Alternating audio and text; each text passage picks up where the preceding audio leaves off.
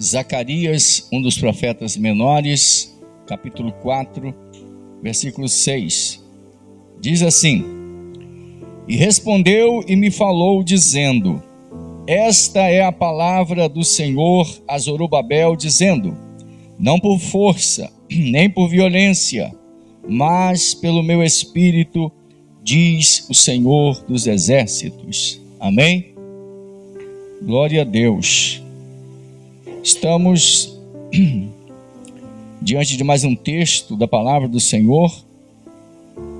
É um privilégio, podermos comentar, fazermos comentários a respeito da palavra do nosso Deus. Não obstante, estamos vivermos uma época onde tem seminários para todo lugar, onde na rede social nós temos a oportunidade e a facilidade de encontrarmos informação também por todos os lados, informações atravessadas como informações legítimas, mas em tempos passados, quando fazíamos pesquisas, também teríamos livros falando coisas erradas e livros falando coisas corretas. Mas entendemos que com o advento da internet ficou mais fácil você ter acesso às duas coisas, tanto as coisas negativas quanto as positivas. E nós temos então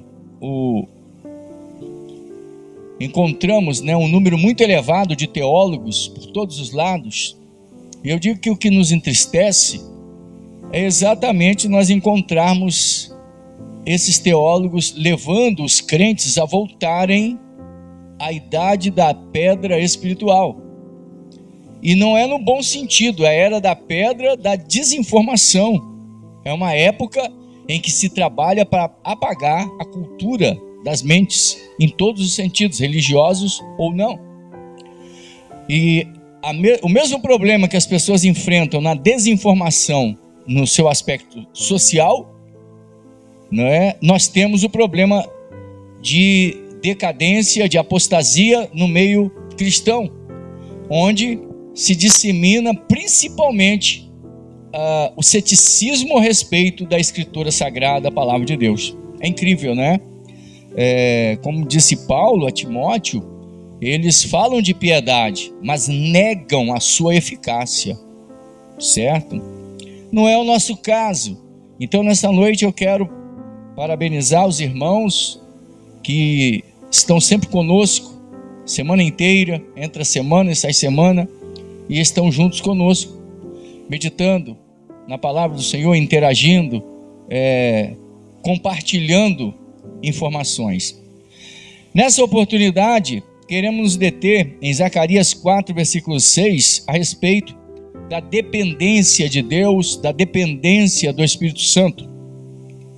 O contexto histórico deste versículo diz respeito ao período em que os judeus estavam voltando à terra de Israel após os 70 anos de seu cativeiro em Babilônia, e agora, sob o comando de Ciro, o persa, o empossado governador de Judá, Zorobabel, tem a incumbência de concluir a construção do templo ao Senhor após cerca de 16 anos de interrupção. Tanto Ageu quanto Zacarias, são, no caso, contemporâneos, profetizaram sobre esta grandiosa obra. E a expressão que tomamos por base vem dos lábios de Zacarias, dizendo: não por força, uma mensagem a Zorobabel, nem por violência, ou seja, não vai ser na base da guerra. A continuidade da obra e conclusão. Zorobabel lançou os fundamentos, o governador de Judá, e a obra ficou interrompida. Uns falam 25 anos, outros falam 16. Ficou nesse período aí. Ele realmente enfrentou dificuldades para concluir a obra do Senhor. E nós encontramos Ageu exortando o povo que estava voltando do cativeiro, e a casa estava abandonada, o templo estava abandonado. E se você ler o livro de Ageu, vai observar que a exortação é para que o povo se preocupasse, não com suas casas, que é o que estava acontecendo. mas que se preocupassem primeiro de reconstruir o santuário, que era o lugar de adoração. Esdras tinha vindo antes e estabelecido e renovado o culto ao Senhor, mas agora, né, no comando de Zorobabel, estava a responsabilidade de concluir a obra, o templo do Senhor. Tanto que o profeta Zacarias diz: aqueles que desprezam o dia dos humildes começos acabarão se alegrando vendo o prumo na mão de Zorobabel, ou seja, percebendo que a obra ia ter seguimento, e teve conclusão pelas mãos desse governador. E infelizmente nós negligenciamos sempre o templo, a casa, o lugar onde Deus mora, habita. Paulo diz em 1 aos Coríntios 3, 16 e 17 que nós somos santuário de Deus e que o Espírito do Senhor habita em nós. Então nós nos preocupamos muito com o templo dos outros ou com a vida alheia e nos preocupamos quase nada conosco. Eu vejo pessoas apontando para os outros, eu sou meio assim de não refrescar nem para mim. Então quando eu vejo alguém apontando o defeito dos outros e sei que aquele defeito que ele está apontando, ele tem às vezes outros piores, eu falo assim: você deveria olhar para você primeiro. E aí a gente ganha o apelido de ser grosseiro, mal educado. Bom, e eles ganham de hipócritas, né? Não é porque eu sou grosseiro de falar o que realmente está acontecendo, mas de ser hipócrita pode. Então eu vejo pessoas se preocupando, aqui já aconteceu, às vezes eu repito, que vem, não é, pro lado de fora uma beleza, roupa bonita, todo arrumadão, você olha, parece um senador, mas por dentro a coisa está ruim, tudo abandonado, tudo no meio do mato, sabe, jogado às traças, como se diz por aí. Como é importante nos preocuparmos com o templo. E aqui nesse caso, era o templo realmente de alvenaria ou de madeira, enfim, a construção da época. E no ministério de Ageu, ele exortou o povo a ir cortar madeira, subir o monte, cortar madeira e terminar a casa do Senhor. Pelo fato do povo não ter priorizado a obra de Deus, Ageu profetiza dizendo: vocês ajuntam muito e conseguem colher pouco. Aquele que se cobre não se aquenta, e aquele que come não fica alimentado. E o pouco que sobra eu ainda sopro. Aquele que recebe salário recebe um saco furado. Por quê? Porque a minha obra está abandonada. E no caso de Zacarias, ele avisa Zorobabel: não vai ser na força, não vai ser com guerra, não vai ser com violência, não vai ser com sangue. A casa vai ser reconstruída, mas dirigido pelo meu Espírito. Não por força, nem por violência, mas pelo meu Espírito, diz o Senhor. O governador é lembrado a conclusão dessa obra magnífica, obra que dependia exclusivamente do Espírito Santo. Sabe, irmãos, nós temos uma dificuldade muito grande de dependermos do Espírito Santo. Sabe, nós somos muito bons para fazermos, porque nós temos dois extremos: ou nós nos precipitamos ou nós negligenciamos. São os extremos que nós temos. E aqui a exortação é: olha, você vai fazer isso dependendo do meu Espírito. E em todos os sentidos, o Espírito Santo, irmãos, é a força motriz. É a força motriz do cristão. E o que é força motriz? É aquela que motiva, é aquela que energiza, é aquela que capacita, é aquela que dá condições de realizar. Força motriz, é como se fosse um motor, aquilo que impulsiona. Então, em João 20, 22, os irmãos percebem que a obra da redenção, ela só vai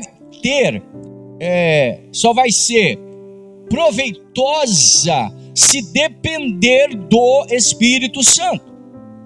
E em outros vídeos já falamos da falta de vergonha daqueles que gravam vídeos para combaterem o poder do Espírito Santo. É realmente uma pouca vergonha e também uma falta de temor de Deus que pessoas têm a coragem de gravar vídeos para combaterem o poder de Deus, denegrindo, dando o nome de outra coisa, usando fatalistas, pessoas que se extremam, falsos pentecostais, para combater o poder do Espírito. Eles têm tanta coisa para fazer, mas parece que eles se dispuseram a trabalhar ou para o diabo ou para a carne. Há outras coisas para se fazer. Por que isso? E o que nós entendemos é que a obra da redenção, ela começa na força motriz do Espírito do Senhor. Tanto que na ressurreição, Jesus vai até os discípulos e diz: paz seja convosco. E soprando sobre eles disse: recebai o Espírito Santo. E como se isso não bastasse, em Lucas 24, 29, fiquem na cidade de Jerusalém para vocês serem revestidos de poder. Em Atos 1 e 8, recebereis poder ao descer sobre vós o Espírito Santo. Em outras palavras, vocês não vão poder fazer o que tem que fazer sem o poder do Espírito. E a gente vê os falsificadores da palavra em nome de uma soberania fictícia. Digo fictícia porque essa coisa de soberania que muitos gritam é uma mentira. Porque eu já vi em cima do púlpito pessoas descaradas, líderes, dizer o seguinte: não tem esse negócio de inspiração não, o negócio está aqui. Então o nome soberania não tem nada a ver com a soberania de Deus, mas algo humano, algo antropocêntrico e não cristocêntrico. Por quê? Porque são pessoas que resolveram dispensar o Espírito Santo, quando na verdade seria o contrário. Abraçarmos com o Espírito Santo. Sabe? Finalmente os homens que se dizem cristãos, em nome de um zelo sem conhecimento, mas em nome do conhecimento, porque tem diplomas, não que seja errado ter, mas quando a gente vê essas pessoas combatendo o Espírito Santo, isso nos deixa alarmados. Porque eles falam de soberania, falam da grandeza de Deus, mas na prática eles negam, falam de piedade, mas negam a sua eficácia. No púlpito eles dizem: Jesus liberta. Nos bastidores eles dizem: só num centro de recuperação, ou então só você indo procurar um médico. Não estou dizendo que se dispensa os médicos, estou falando que eles dizem que o Senhor liberta da imoralidade, mas lá nos bastidores eles dizem: lâmpada que levou querosene nunca mais perde o cheiro. Em outras palavras, nunca mais fica liberto. Eles dizem no púlpito: Jesus liberta dos vícios, mas lá nos bastidores ele diz: tu vai ter que ser internado para ficar livre disso aí. Os irmãos estão entendendo? E nós temos a decepção de conhecer essas pessoas. Estamos vivendo essa época. Eles negam a eficácia do poder do Espírito Santo. São esses mesmos que vão aparecer em lives, em podcasts, gravando e falando contra os dons, falando contra o poder do Espírito, em nome de uma espiritualidade religiosa também, entre aspas, porque é falsa. Então a força motriz, aquilo que vai mover a igreja, tanto no seu início quanto no seu final, é o poder do Espírito. E tem 3. O que acontece quando nós resolvemos nos rebelar contra essa direção? O que acontece? Em Êxodo 2, do versículo 11 os versículos 11 até o 15, nós encontramos alguém que queria libertar Israel, mas um a um: Moisés. O que acontece quando você acha que você tem uma revelação maravilhosa, você é uma pessoa que Deus esclareceu, e agora você não escuta mais ninguém, porque você é o cara, você está cheio, você está cheio de entendimento, agora você recebeu uma revelação profunda, né? Então agora você não ouve mais ninguém. O que acontece quando você se rebela contra isso? A coisa dá errado, irmão. Como diz o ditado por aí, dá ruim. Moisés ele escutou a história, ele escutou o que Deus falou sobre a vida dele, os livramentos na sua infância, e agora com seus 40 anos, ele acha que ele pode ir libertar, sem depender da voz do Espírito. E ele tem que fugir para o deserto. Essa é a dificuldade, irmãos. Você tem pessoas bem intencionadas, mas eu não vou dizer nem que não estão preparadas. O problema é que elas são afoitas. Que dificuldade para depender do Senhor. Como que as pessoas têm dificuldade de primeiro escutar a voz do Espírito? Um outro caso desse acontece em 2 Samuel 18, do versículo 9 ao 33, a respeito o contexto que leva à morte de Absalão, filho de Davi. Absalão se rebela contra Davi, vai atrás dele no deserto, coisa que não deveria, né? Vai segui-lo na sua guerra. E Davi havia dito: olha, poupem o jovem Absalão. E acontece que ele, naquela fuga no meio da guerra, ele passa um gancho de madeira na altura do cavalo, e o cavalo vai e ele fica pendurado. E aí os soldados de Davi vêm, meu filho, e passa o dardo nele, flecha nele, ele acaba morrendo. Então Joabe chama alguém, um mensageiro, disse: vai lá e reporte ao rei o que aconteceu. Só que Ahimaás, ele disse: não, senhor, mas eu posso ir na frente do teu mensageiro? Ele falou: você pode até ir, mas hoje você não será portador de boas novas. É esse mensageiro, o que eu mandei é que vai levar. Não, mas eu quero ir na frente. Você pode ir, mas você não será portador de boas novas. E ele consegue correr, consegue chegar primeiro. E Davi pergunta: vai tudo bem na guerra? Vai tudo bem com o jovem Absalão? Ele diz: Senhor, eu vi lá Joabe mandando e tal, aquela coisa toda, uma confusão, mas eu não escutei direito o que Joabe falou. Ele foi, mas não foi portador de boas novas. E o outro mensageiro que veio é que levou a mensagem. Ou seja, tem muita gente, irmãos, pessoas estão saindo na frente de Deus. É muito perigoso quando você sai na frente de Deus. E aí nos leva para o item 4, sobre um exemplo a ser seguido, ou eu tomo como uma regra para nós, em 1 Samuel, capítulo 16, versículo 1. Muito interessante. E aí fica aqui a regra para você, para mim, para nós. Porque você fica na plateia sentado dizendo: esse pastor deveria fazer, se eu estou lá eu faço assim, assim, assim, assim. Vem cá, fica no meu lugar e vamos ver. Se você quiser obedecer à voz do Espírito, vamos ver se você faz da maneira que você está dizendo. É muito fácil você ficar do outro lado dando 1000 palpites, palpiteiro. Agora, vem cá, fica no meu lugar e tenta fazer. Maior segredo, irmão, de um líder é depender do Espírito Santo. O resto é carne. Quando você está nesse estado, você não ouve ninguém, porque você é o cara, você sabe tudo. Não tem condição de... Você fica intratável e toma conta das suas pseudo-sabedorias, às vezes, como uma galinha tomando conta dos pintinhos. E às vezes você até tem razão, porém, tem que aprender a ter razão e ficar quieto. Porque duro é para nós ficarmos quietos tendo razão. Aconteceu algo comigo.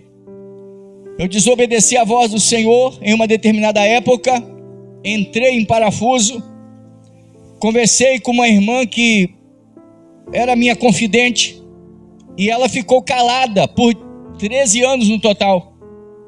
Ela viu eu entrando no problema. Ela tinha a mesma idade que eu na época, eu tinha uns 19 anos, 18, 19 anos. Ela viu eu entrar no problema e ficou calada. Deus falou com ela todinho o que ia acontecer. Falou, ó, isso que você está vendo aí, eu vou desmanchar tudo. Vou acabar com ele. Eu vou fazer do meu jeito. E ela não falou nada para mim.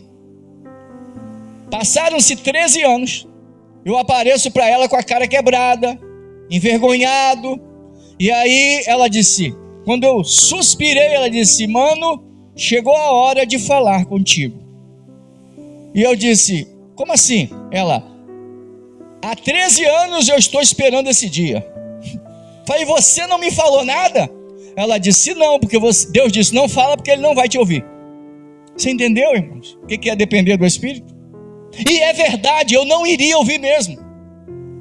Eu ia atribuir a ela um monte de coisas, irmão. Inclusive, ia dizer que ela estava afim de mim. Ela era solteira, eu estava, acho que noivo, não sei, namorando, não me lembro. Acho que eu estava noivo. Eu ia pensar que ela estava interessada em mim, dado o contexto da história. E ela disse, Deus falou, não fala porque Ele não vai te ouvir. Deixa eu dizer para pessoas que estão aqui na live, aprenda uma coisa. Deus, algumas vezes, vai te deixar lamber sabão, para você aprender a depender dEle. Você até tem razão, mas não é a hora.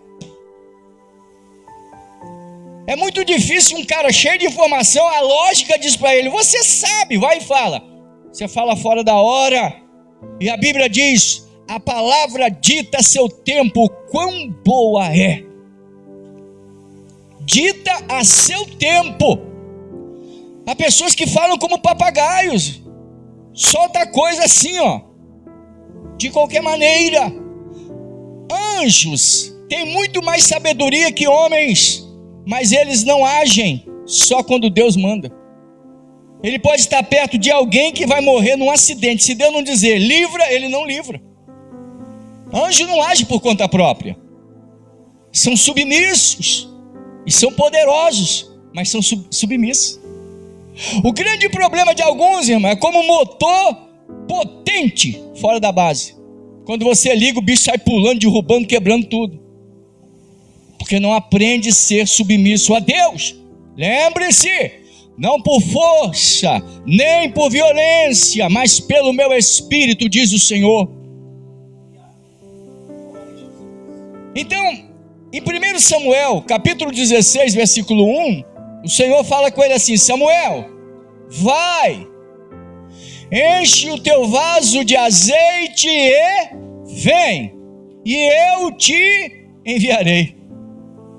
Vai, vem, e eu te enviarei. Vocês não estão entendendo?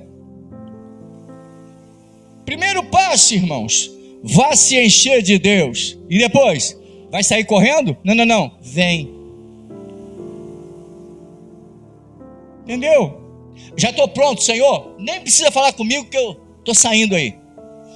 Estou cheio. É complicado, irmãos. Você achar que já está pronto só porque você está cheio, você vai, não vai obedecer a voz do Senhor, não. Vai sair antes da hora. Jesus falou para os seus irmãos, o vosso tempo, a vossa hora é sempre chegada. Para vocês toda hora é hora. Não é assim que Deus pensa. Entendeu? Então, se encheu de Deus, vem para Ele. Para quê? Agora eu vou te enviar. Quando? No meu tempo, não no teu. Então, a grande dificuldade que alguns têm, irmãos, é exatamente isso. De você estar cheio, de você saber, de você ter recebido uma revelação. Porém, espera Deus. Não sai na frente dele, não. Poxa, mas era de Deus. Eu tenho certeza. De Deus, sim. O problema é você querer sair antes da hora. O Moisés saiu 40 anos antes. Vocês não estão entendendo? Saiu 40 anos adiantado. E aí quando se completaram os 40 anos, assim, agora também não quero mais não. Não quero não. Eu queria antes. Quer dizer, eu queria no meu tempo. Deus disse, não é no teu, é no meu tempo. Crente, irmãos, sempre nós falamos, olhando para a vida de Moisés, ele tem 3 etapas na vida dele. Primeiros 40 anos, no Egito, depois 40 anos no deserto sozinho, depois guiando o povo. Vamos lá. Primeiro ano, primeiro tempo, nos primeiros 40 anos ele é príncipe no Egito. O que ele achou? Eu sou tudo, eu sou o cara, eu sei, eu posso, eu tenho. E aí se deu mal. Todo crente, quando recebe a Cristo como Senhor, ele fica cheio disso. Não entendo esses crentes fracos, abandonando a fé. Nossa, eu estou cheio, que coisa maravilhosa, eu estou cheio de poder. Aí vem o segundo período, porque no período que você acha que você é tudo, Deus não é Deus na sua vida, porque você acha que você é tudo. Mas o segundo período é quando a coisa aperta para o seu lado, quando aqueles espíritos que te abandonaram agora vêm lutar contra você, aqueles pensamentos, aqueles sentimentos, aquela coisa toda ruim que você tinha, agora estão te atacando. E aí o que você descobre? Eu não sou nada. Aqueles irmãos antigos pegavam a carteirinha de membro e ia lá para o pastor. Pastor, eu estou enfrentando uma luta aí, pastor, eu estou pensando em dar um tempo, porque o negócio está ruim. E tem um ditado popular que diz, quanto mais eu rezo, mais assombração aparece. E aí o crente fica com aquela dificuldade, ele está pensando em abandonar a fé. É o segundo período, ele descobre que ele não é nada. Como Moisés no deserto. 40 anos aí, ele disse, tudo que eu estudei, tudo que eu aprendi, agora aqui no deserto não serve para nada. Só tomando conta de ovelha. Aí vem o período em que ele guia o povo pelo deserto, debaixo de milagres, começa com milagre, continua com milagres, e ele descobre o último estágio do crente. Deus é tudo. Eu sou, não sou, Deus é. Descobre que Ele é tudo. Ou seja, não por força, nem por violência, mas pelo meu Espírito, diz o Senhor. Aprenda a depender do Espírito. Grite quando for para gritar, mas cale essa boca quando for para calar. Estamos muito prontos para soltar a linguinha. Né? Que bichinho problemático a tal da língua. Com ela você glorifica a Deus e amaldiçoa os homens que Deus criou. É mestre em chamar os outros de herege, de bandido, de tudo mais. Nós somos mestres em fazer isso. Mas foi Deus quem criou essas pessoas. Mas eles não prestam. Você prestava quando veio para o Evangelho? Você é o gostosão, a gostosona. Veio para o Evangelho, né? Senhor, o Senhor me salvou porque eu sou santa. Aquele texto de Romanos não se aplica a nenhum de nós, né? Nem você, nem a mim. Qual? Todos pecaram. Você não pecou, não. Você não pecou. Entendi. Você sempre foi especial. Deus olhou assim e falou assim, nossa, eu nunca tinha visto um crente tão maravilhoso, vem. Foi mais ou menos isso. Nós somos bons, irmãos, para ver que os outros não prestam. A gente só não consegue botar um espelho na nossa frente, né? Como maluco, a gente ataca o espelho. Então, olha só, vai lá, ô Samuel, enche o teu vaso, agora vem. Não é para encher aí, não, vem, enche e vem. Depois eu vou te enviar. Entendeu? Você entendeu o passo a passo? Vamos lá. Seguindo em frente. Sabe, uma das coisas que nós temos dificuldades, dentre tantas, é que quando você recebe a Cristo, quando você nasce, quando você é gerado, lá na gestação, até a hora em que você nasce, primeira coisa que acontece contigo nesse passo a passo é sentir. Primeira coisa que você faz é sentir. Qual é a segunda coisa? Ouvir. Qual é a terceira, quando você nasce? É ver. E qual é a quarta? Falar. Mas nós não. Aceitamos Jesus de tarde e viramos missionários de noite. Já estamos pregando, dando aula, a gente sabe tudo.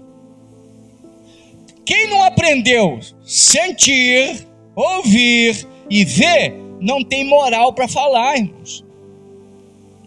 Você não consegue sentir o outro. Você não tem consciência do outro. Você não tem consciência das pessoas à sua volta. E você está achando que é espiritual? Só que não, né? Não é. Lembre-se, não é na base da violência. Não é na base da truculência. Sabe o que é, pastor? Eu sou assim mesmo, eu sou violento, sei o quê. Vai ficar na pista. Você devia estar em outro lugar. O Estado Islâmico está precisando de gente lá, vai para lá. Você não é o cara que sai para fazer acontecer, matar, destruir, tu vai para lá. Agora, aqui, na casa de Deus, não é por força, não é por violência, é pelo Espírito. Aprenda a crer que o Espírito do Senhor é quem está no comando. Pare de ser bom para falar, aprenda a ouvir. Aliás, aprenda a sentir primeiro, aprenda depois a ouvir. Aprenda a ver, para depois falar.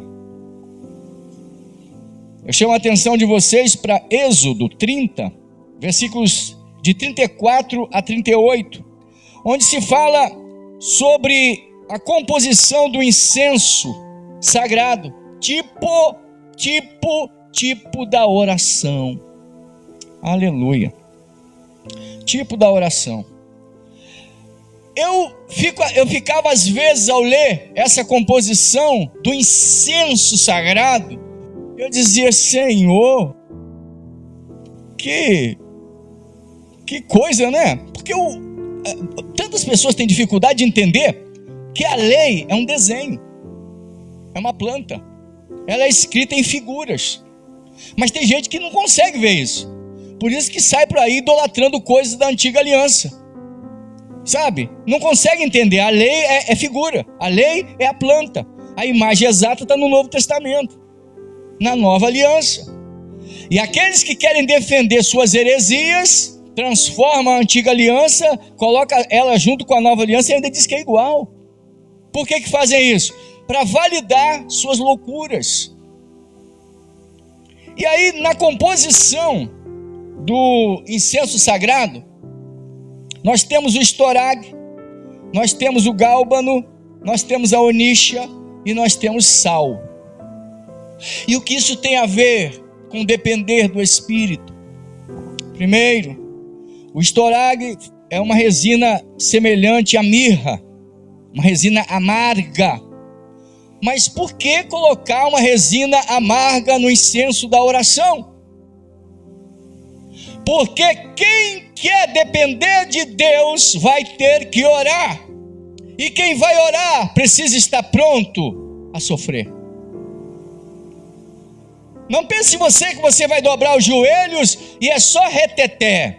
E é glória para lá e é glória para cá. Lembre-se, a oração é para quem está pronto para sofrer. Olha Jesus no Getsêmani. Ficou espantado porque os discípulos não conseguiram acompanhá-lo. Quer uma oração mais sofrida? Eu não conheço. Olha que Jó sofreu. É um tipo da pessoa de Jesus. Porém, ninguém orou como ele. E ninguém, creio, orará como ele orou. Seu suor se tornou em gotas compridas de sangue. Aflição. Por quê? Porque na oração, o termo, não sei se o termo posso usar, posso, né? Na oração, você incorpora aquilo para o que você está orando. Você vai no campo de batalha e vence antes de chegar lá. Quem vence de joelhos tem moral para ficar de pé no meio do combate. Não há como ser diferente. Você precisa aprender que o segredo clássico até nós encontramos na guerra de Israel contra Amaleque, onde lá do alto tem Moisés, Ur e Arão ajudando Moisés na intercessão, e lá embaixo tem Josué na espada. Quando o braço de Moisés arreia, os inimigos, o povo de Amaleque avança. Quando Moisés levanta o braço na intercessão, o povo de Deus avança. Lembre-se, o segredo está na oração. Agora, preste atenção, não é qualquer oração. Não é qualquer oração. Imagine você orando dizendo: Jesus, queima o fulano, mata Beltrano, destrói Ciclano, aquele filho do cão, aquele filho de não sei o quê. Isso não é oração, filho, você esqueceu. Você é crente ou feiticeiro? Seu papel não é orar para Deus destruir ninguém. Seu papel é, se já que você tem alguma coisa contra, Senhor, eu não posso botar meu coração nesse negócio, me ensina a amar aquela pessoa, porque Jesus ensinou a amar os inimigos. Talvez isso aí para você, para mim, seja uma coisa estranha, mas é só para aqueles que são chamados filhos de Deus. Não sei se nós estamos no contexto. Se estivermos, é dessa forma que se ora. Então, a resina amarga, semelhante à mirra, é para aqueles que estão dispostos a sofrer. Quantas vezes já aconteceu de Deus nos tomar para orar por alguém que a gente não conhece? Orar por alguém de outra nação, você não sabe quem é, e Deus levar você às lágrimas para orar. E você nem sabe por quê, mas sabe que o Espírito está intercedendo com gemidos inexprimíveis através de você. Quantos essa noite estão dispostos a pegar, a entender, como se diz, pega a visão? Quantos estão dispostos a aprender que a oração envolve sofrimento? Em outras palavras, entrega. Uma batalha de intercessão. Agora, olha só, irmãos, como é que a coisa vai ficando afunilada. O segundo elemento era a onixa. A onixa vinha de alguns moluscos das profundezas do Mar Vermelho e eram em forma de concha. Aquelas garras eram torradas, presta atenção, garras torradas, para formar o incenso sagrado. Então você tem o amargo, que fala de sofrimento. Garra queimada fala de atitude indefesa. Manso como a pomba, mas astuto como serpente. Muito inofensivo, tal como um carneiro, mas capaz de matar um boi numa cabeçada. Dócil, mas ao mesmo tempo resistente e vitorioso, forte. E queimar as garras fala que você tem que parar de confiar nas armas humanas, terrenas, nas coisas dessa terra. Primeira confiança nas coisas do céu. Não por força, não por violência, mas pelo meu espírito, diz o Senhor. Existem coisas que você percebe que não dá para vencer, então vá para o joelho. A semelhança da lua, que move e influencia as marés, influencia a plantação, né? Influencia as 4 estações. A igreja do Senhor é semelhante à lua, ela marca as estações. A igreja marca a história de joelhos. De uns tempos para cá, os crentes acreditaram que eles mudam se eles estiverem em um outro contexto. É verdade, você pode usar o contexto social, mas ele é secundário. Me refiro à política. Muitos estão vendendo suas almas porque estão achando que a coisa muda na base da guerra. Mas é outra guerra que muda. Você pode até ir lá, porém, aprenda que o segredo ainda está no joelho. O segredo ainda está na oração. O segredo ainda está de você botar suas garrinhas no fogo. Pastor, comigo é assim. Deu com a esquerda, leva com a direita. É mesmo. Não estamos falando com crente. Estamos falando com um miliciano. Estamos falando com um marginal. Pessoas que andam... mas o senhor é contra a arma? Eu não estou discutindo sobre esse tipo de arma. Eu estou falando aqui das armas do Espírito. Meu papel aqui é outro. Eu estou falando aqui, não vem com essa história de que eu sou contra. Eu não estou fazendo uma enquete sobre se o crente deve ou não deve andar com esse tipo de arma. Não estou discutindo isso aqui. Eu estou falando que nós precisamos de depender do Espírito. Eu faço arte marcial desde criança, desde adolescente. Nunca briguei com ninguém. Pretendo partir para a glória sem arrancar um fio de cabelo de alguém. Porém, eu fui assaltado. E aí eu perguntei: Senhor, uso o que eu sei ou deixo o cara levar? Eu tinha um celular velho, foi a única coisa que ele levou. Estava com a minha filha, com a minha esposa. E depois desse assalto, ela já tinha sido assaltada. Aí eu fui, eu não tenho vergonha de falar, vai ficar agora registrado. E eu fui orar, tranquilamente. Deus, tá aqui, é esse aqui que você quer? Toma, ele foi embora. Eu podia reagir. Eu calculei tudo, passo a passo, o que eu poderia fazer. Era um moleque. Mas eu perguntei, Senhor, reage? O Senhor disse, não. Falei, tá bom, não é para reagir, eu não reage. Toma aqui. Levou um celular velho. Deve estar arrependido até hoje, aquele celular ruim. Aliás, ele foi preso logo em seguida. E nem foi porque eu falei, não falei nada. E aí eu cheguei em casa e eu disse, Deus, por que o Senhor permitiu? O que houve? O Senhor falou assim, isso é para você aprender. Você não ora pela cidade? Na época eu não orava mesmo não. Você não ora pela nação? Você não se preocupa, né? Agora eu fiz você sentir o que essa gente está sentindo. Eu falei, já entendi. Como diz a pastora Brunelli, entendi, já sei, já entendi. Está entendendo, irmãos? Deus não faz nada por um acaso. Não, irmãos, nada é por um acaso. Eu perguntei, Senhor, qual foi o motivo? Deus falou, você não ora por ninguém. Então isso aí é só para você sentir o que os outros sentem. Essa cidade, esse país. Ou você acha que Deus não se preocupa com a nação? Ou você acha que Deus não se preocupa com a cidade? Olha o caso de Jonas. Tem gente que no ministério do Jonas quer mais que todo mundo morra, que se exploda. Ministério do Jonas. Profetiza e fica esperando. Quero ver agora, cair fogo, inundar, ou então a água inundar e matar todo mundo. E torcendo, sabe?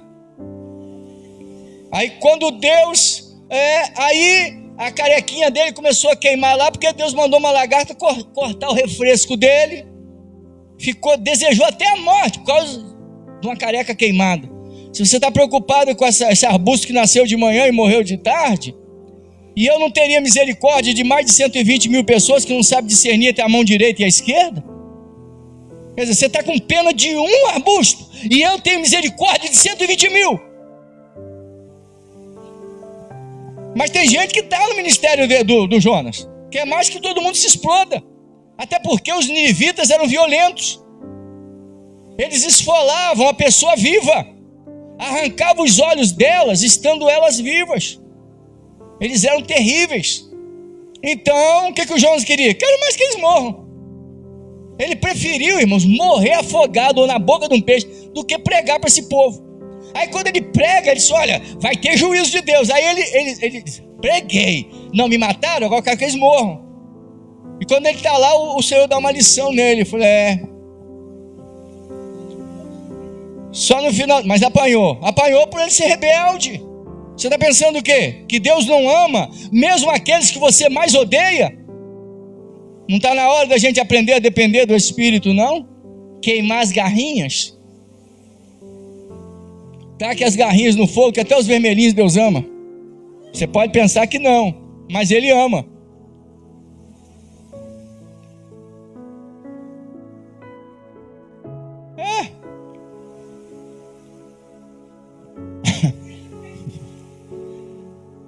Estamos caminhando para o final. Qual é o terceiro elemento? É o gálbano. Era formado por duas resinas, ou gema, de duas plantas ubelíferas, aliás, ou seja, da mesma família, porque eram várias plantas, né, de uma mesma família, por isso o nome ubelíferas. Mas nesse caso aqui era formado por duas. Por quê? Porque isso fala de identificação. Então, no incenso sagrado tinha que ter disposição para sofrer, queimar as garras, ou seja, atitude indefesa, também identificação. É muito legal você orar pelo seu filhinho, pela sua filhinha, pela sua esposa, eu orar pela minha família, que maravilha, eu choro por eles. Um dia estava orando pelas minhas noras, aliás, pela minha filha e pela minha nora, filha e nora. Eu oro pelas minhas noras, mas duas estavam numa situação adversa, e eu estava orando por elas. Estava ali de joelho orando e chorando mesmo. E Deus falou comigo assim: você teria a mesma disposição e coração para orar pelas esposas, pelas noras e pelas filhas de muitos nessa cidade? Está orando pelos da sua casa, mas você se identifica com o sofrimento dos outros? Em outras palavras, é muito bom você dizer: meus filhos estão na presença de Deus, aleluia. Mas você já se identificou com aquelas mães que estão chorando lágrimas de sangue pelos filhos que estão aprisionados? Ah, mas eles merecem, eles não prestam. Mas se o seu for preso, você diz, foi induzido pelo filho do vizinho. E às vezes foi o contrário, foi o filho do vizinho que foi induzido pelo seu filho. Mas você vai admitir? Não vai, né? Então, tinha um pastor, irmãos. Tinha não, ele existe. A esposa não era evangélica. Eu fui pregar até lá no templo, na igreja onde ele estava, lá em Jacareí, São Paulo. E a filha crente, o filho crente, e ele todo arrogante. A esposa não era não. E ele todo arrogante. Sabe um camarada metido a ser santo demais? Era ele.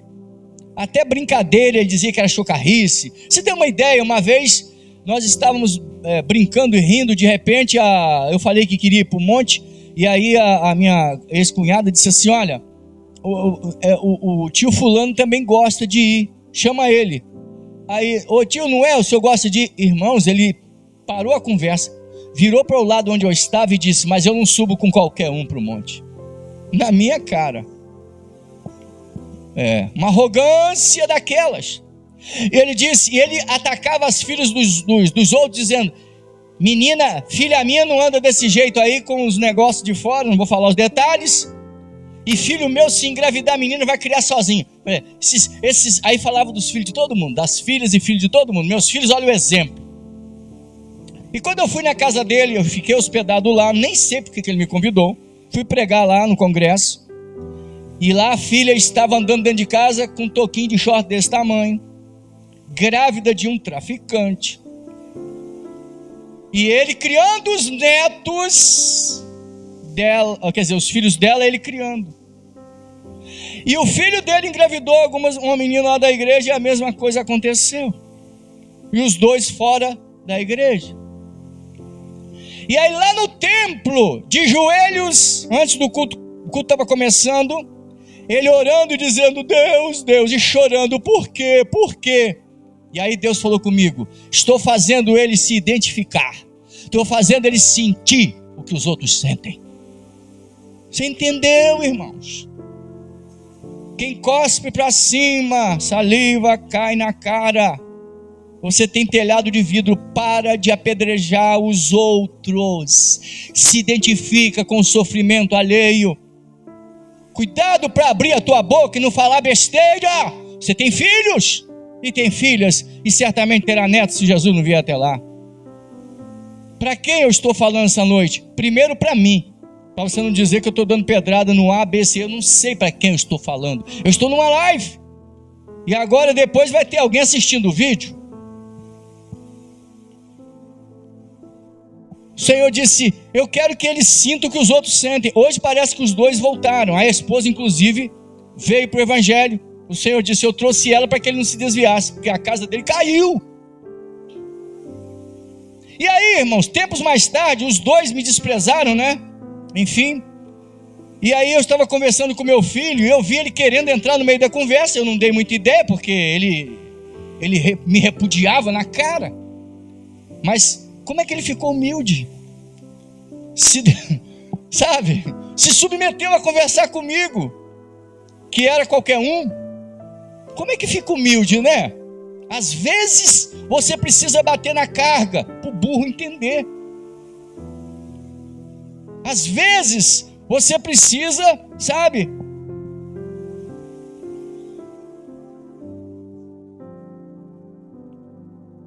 Irmãos, Deus precisa às vezes levar a gente para uma situação complicada, para poder a gente acordar. Para de ser arrogante. Para de achar que você é a última cocada do tabuleiro.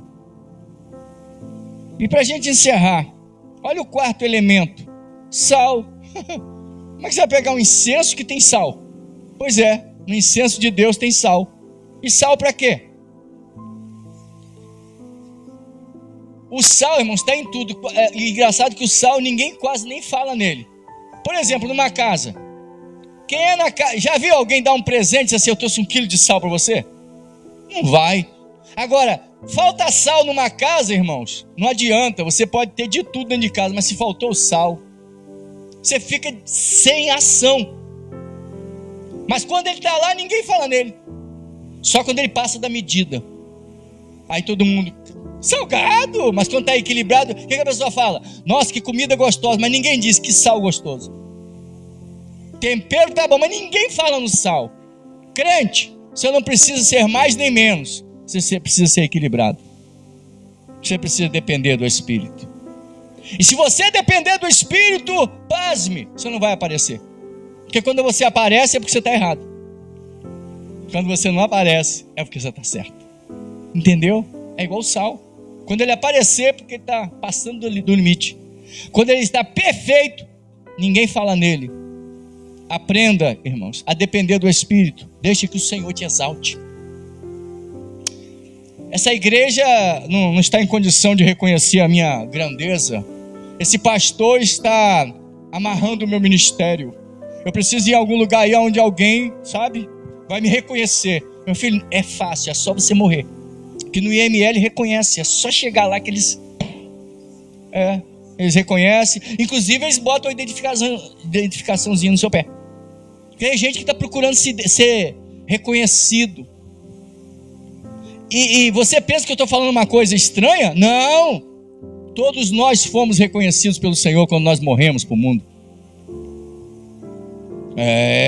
Estamos num cemitério gospel.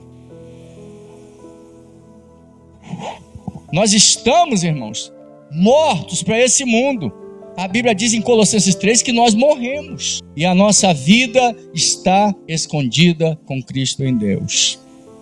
Então, o sal, irmãos, fala de firmeza, fala de justiça, fala de equilíbrio.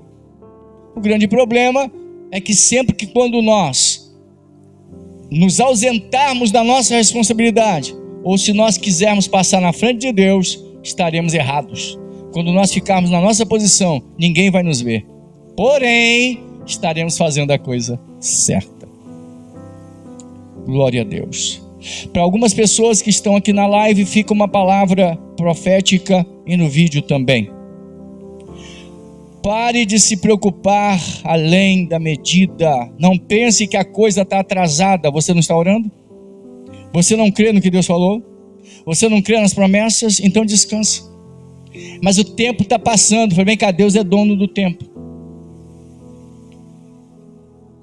Você pode perder 100 quilos de feijão. E aí, de repente, você ganha um dinheiro bom, vai lá e pega os 100 quilos de feijão de volta.